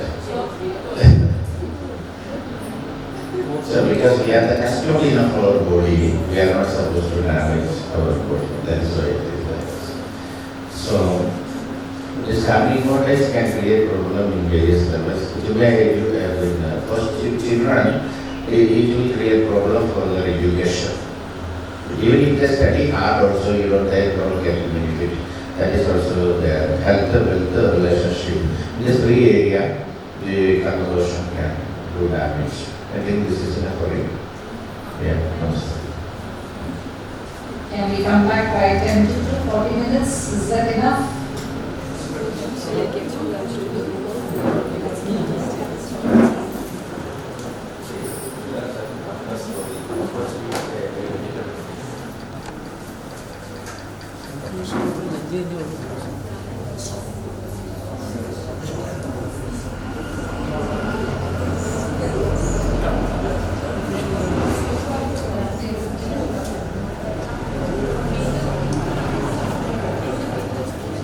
How does one achieve this? The answer is meditation.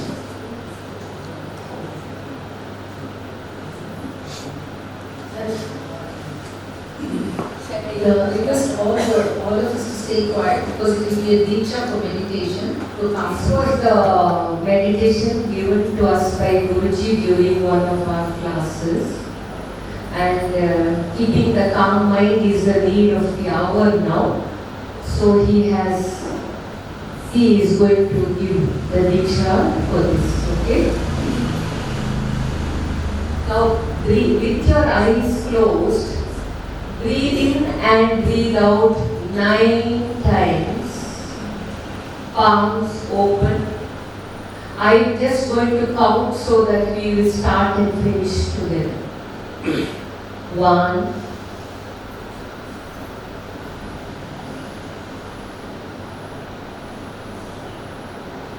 5. Good. Take a count. All the fingers gently and out in this mudra. 1, 7,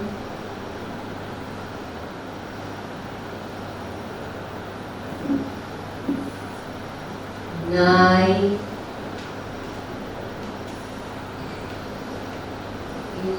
12,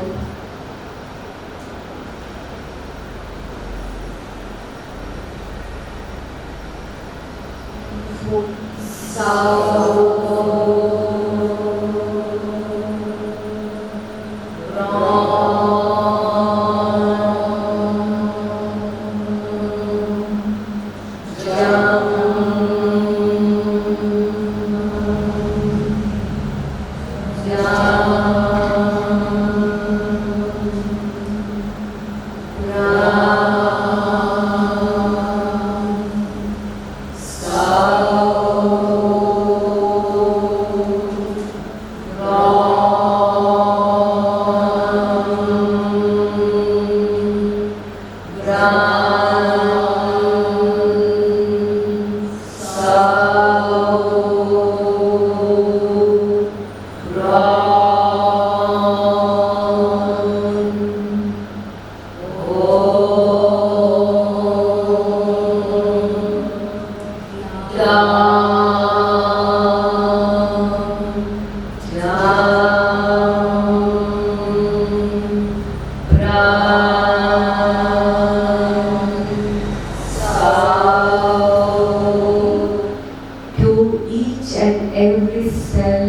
every organ, every part of your body. The fetus, the physical part of the fetus that they will be taking at the time of doing abortion.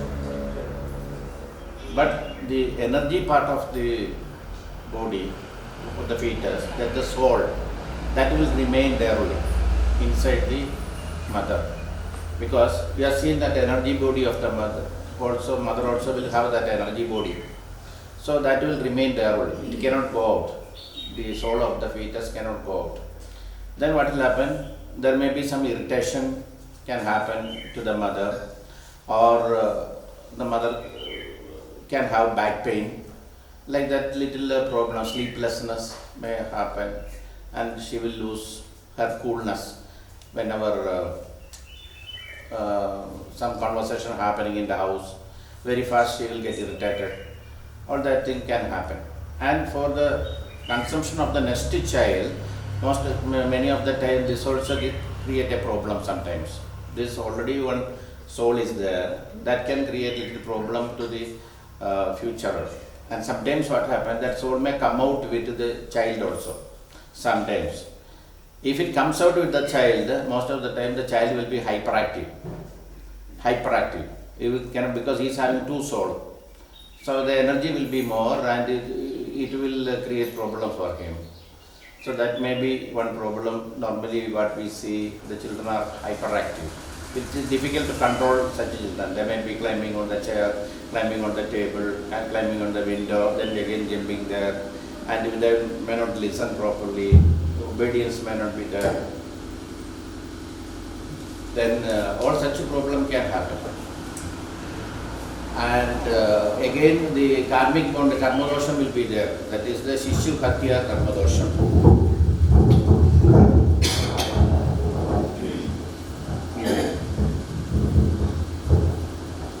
The Shishu Hatya karma dosha, that's what she was telling, Shishu Hatya, killing of the child. That karma dosha will be there. So that is not only for the mother, it may be who initiate this abortion, all of them will get. Sometimes it may be husband, sometimes it may be mother-in-law, or anybody who is initiating this abortion, all of them will get the abortion. And especially the mother also may get, come back to you. Another thing, she will have all this, sometimes she may have this mental problem, irritation like thing, and it may give some problem for the upcoming next child also sometimes. So if the soul moves out with the child, then the child will be hyperactive.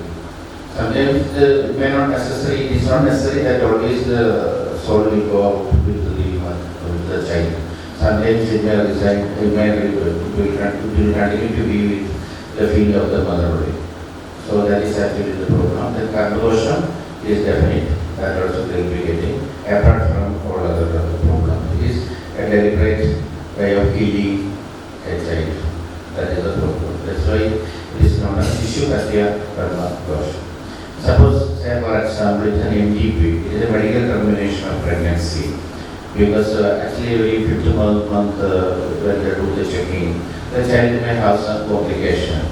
Maybe the growth is not proper, or brain might have not developed properly, or something here and there may be some problem. So in that case, if it is terminated, they may not get the karma dosha, because it is an incomplete formation in the creation. So then what will happen if you remove, then still the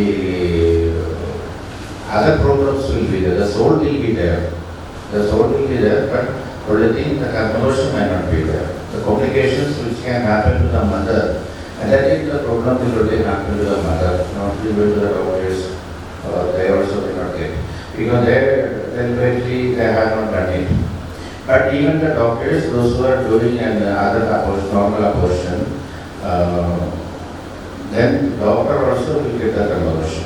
Even there were doctors, every year they used to, the gynecologist, every year they used to come to me and getting rid of their karma dosha.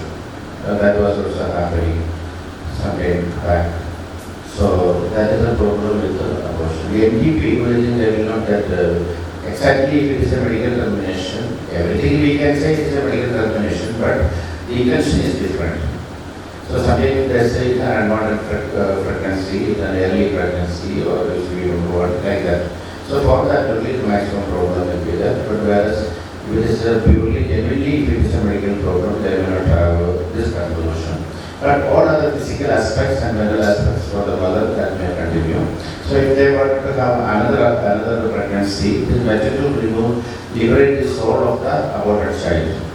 So it is better to remove the soul of the aborted child before the next pregnancy. And there are people having this frequent miscarriages. That there may be one reason, maybe it is.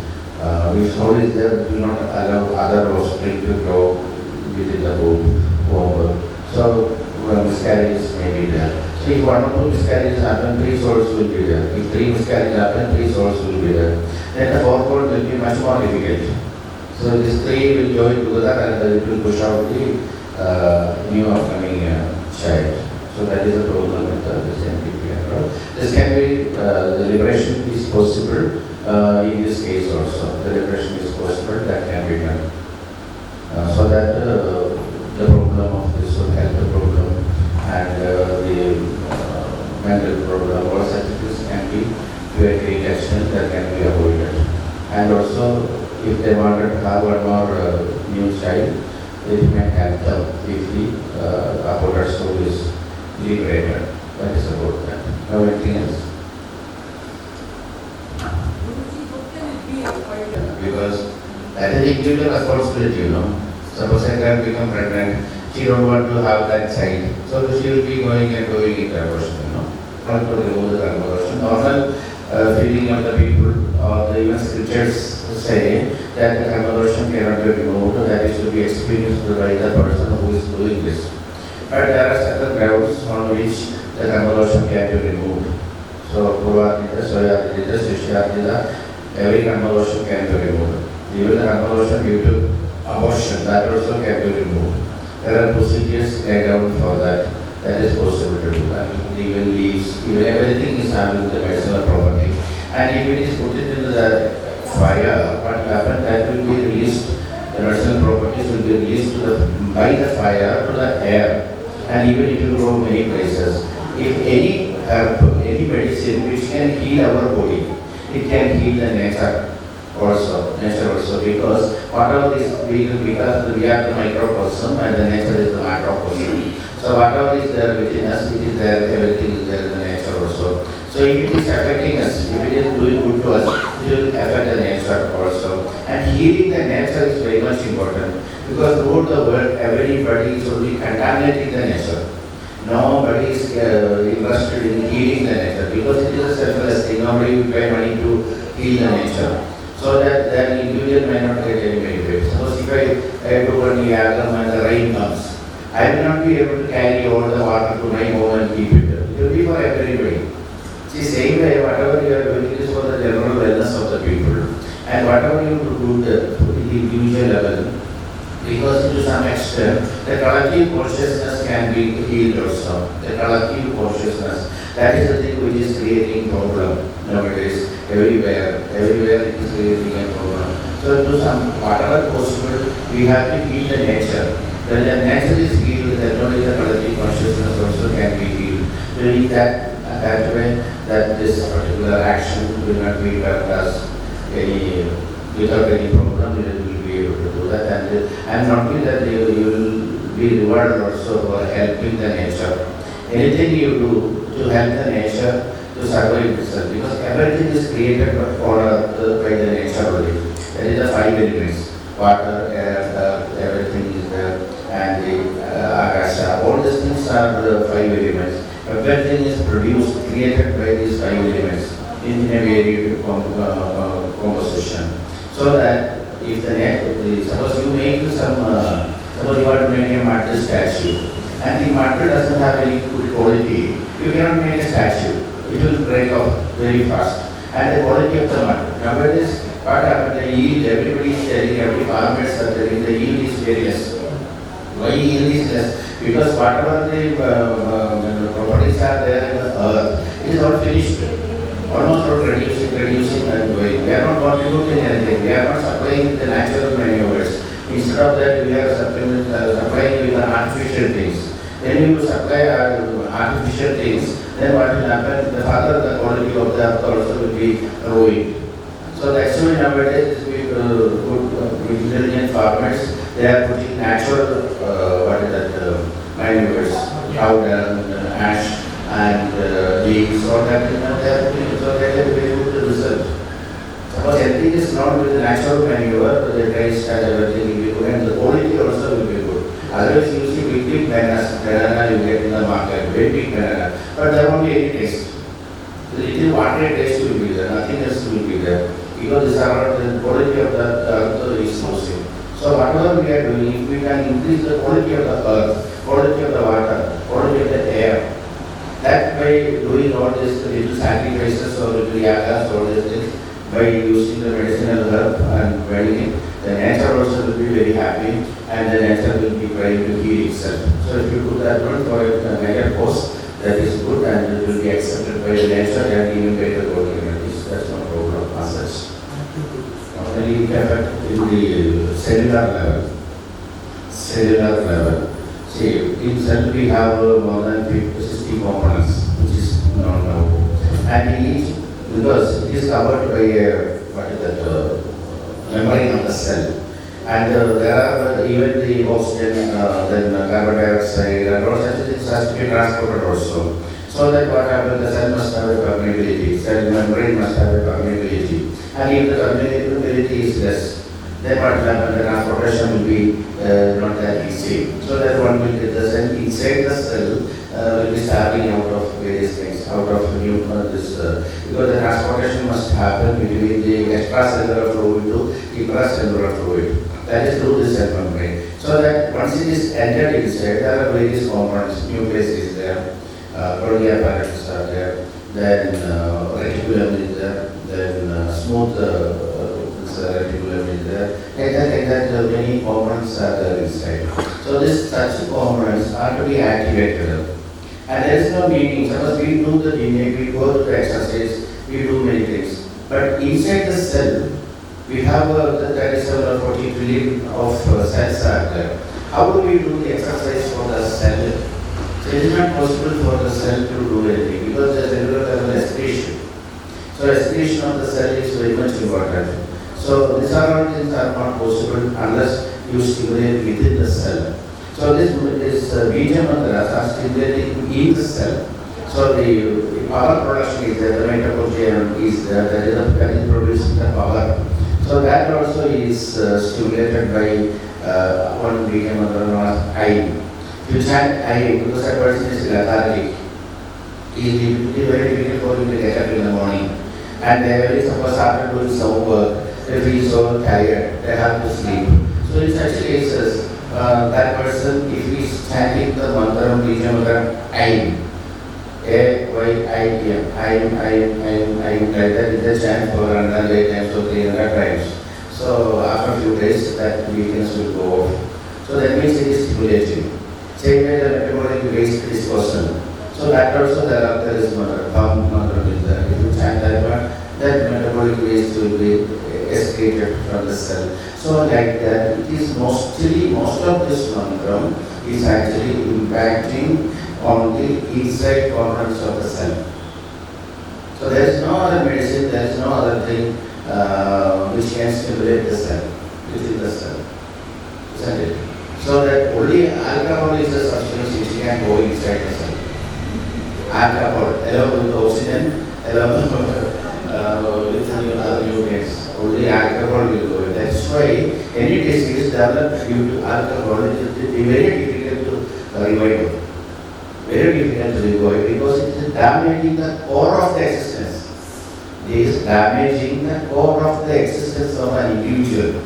This alcohol will penetrate. So further, once it breaks down, it is not under. That's all. Further, you cannot do. Simply whatever money is there, you have spent for the future, nothing will happen. So that is actually the thing. So this is all detailed class are affecting inside the cell. And if people are interested, we can have classes like exclusively on video class. And each mantra where this affecting will start to the cell, that is thing about the component, we can teach you. If you are interested, you can organize such programs like this class. Now we have already started it. Now we have very significant further classes whenever you decide. I come and now we have this TV display our system. We can show the photograph. I see everything we can do. This actually I was also not knowing that this much facilities here. She got everything taken away. That's why now message will come with all appropriate documents so that we can show you each and everything very nicely in that. So slowly we will be doing within 1 or 2 years. You will gain a proper vigor, proper health, proper things. Slowly provide you systematically good things. Isn't it? So like that we can plan classes. We will be happy to teach you also. We will make you practice how to do all that thing. Naturally, others, how much money you are spending. So recently, even going at the restaurant hospital, he was having pain on his leg. So when he was admitted, young boy, 35 years. When they checked, they found this the legs are older, the blood circulation is not there. It is clotted. Blood was clotted everywhere. And they found why it is clotting. They went to check the cholesterol. Cholesterol was 700. Sugar was almost 600 plus. Then third day, he died also. The blood was gone to heart, brain, everywhere. He died 3 days. Third day. The bill was 11 lakhs. Bill was how an average family can raise 7 lakhs in 11 lakhs in 3 days to collect a dead body from the hospital. To collect a dead body, 11 lakhs they paid. Then only they release the body. Then, that is not the problem, you know. We have every facilities, every medical, everything is there. But who is monitoring us? Is there anybody who can monitor us? No. Then immediately after that, I asked all my people to get checked. And people, they are looking very quiet, very healthy, everything fine. They have 400 cholesterol, 400 and sugar. Then what to do then? Then you have to manage with your diet, you know. You have to do it, exercise. Nothing people will do, you know. And they want to be healthy, they want to be healthy, only telling you. So that's why nowadays we are more and more focusing on the health of the people. Those are at least happy to do things, let them do it. Isn't it? So what to do? See, here whatever we do, because we are silly things. So now what happened? Many people, we have parked our car outside. Isn't it? We parked our car. Suppose they are going, what you will do? Immediately go there, open the car, get inside, then you find it is so hot. Immediately switch on the AC in full, then drive and go. Isn't it? After some time until you will be very comfortable. Isn't it? So what then what will happen? Nothing will happen in future. But actually what happened that this car is parked outside. Inside the proper plastic is there, you know, plastic items, only most of the items are made. See, when it is heated up, a compound will be released. There is a volatile compound. That one. The volatile is not some volatile. Some poisonous items will be released. Some poisonous gas will be released from that. Then it will irritate your eye first. Then it will create problem for your lungs. Then it will create problem for your liver also. If you do like this continuously, at least a number of times in a month, you know, definitely you develop this problem, that problem. Allergy. This is one of the main reason for people are getting allergy. And for allergy, they got a tablet. Then continue the same habit. So for that, how to avoid it? When you enter the car, you first before that you switch off, lower the glasses.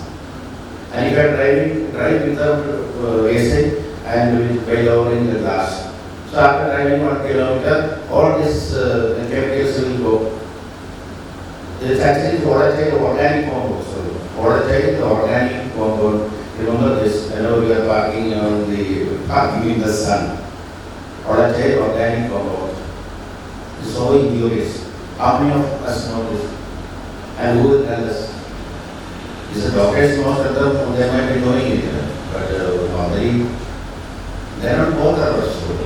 That is the main thing. Number of times when you do it, you will definitely get the problem with the liver. Some type of access will happen to the liver.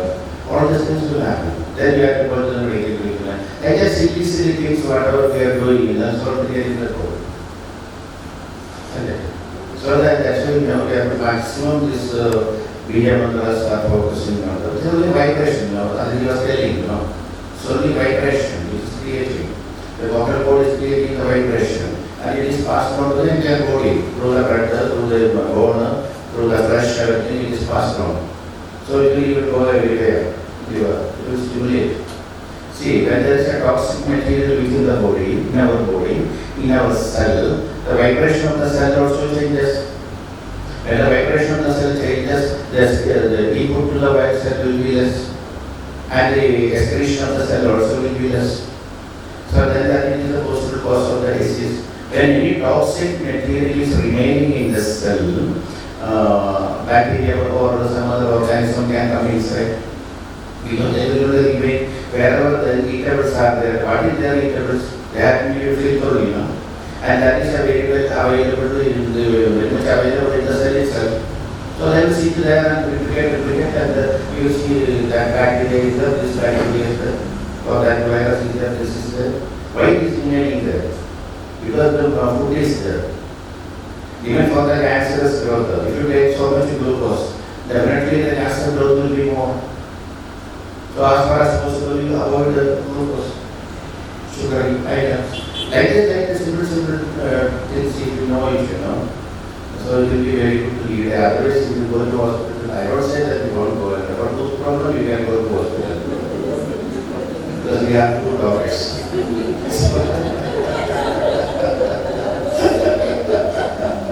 Go for one, they remove the two.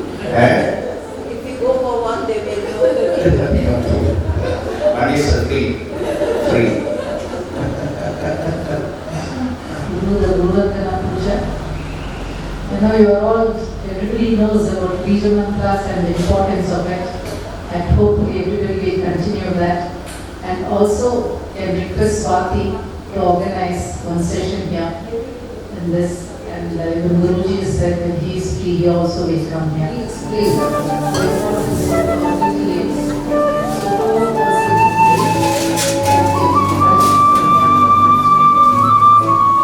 Also, there are few certificates that you can buy from here.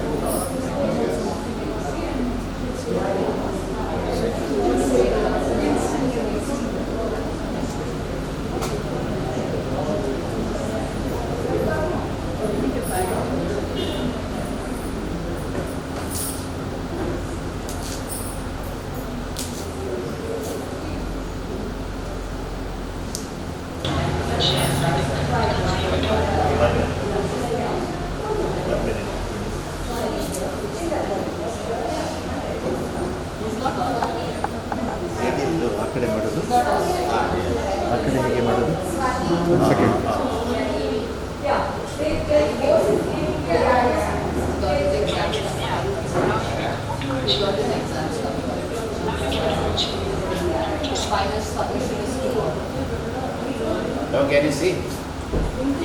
Here, sit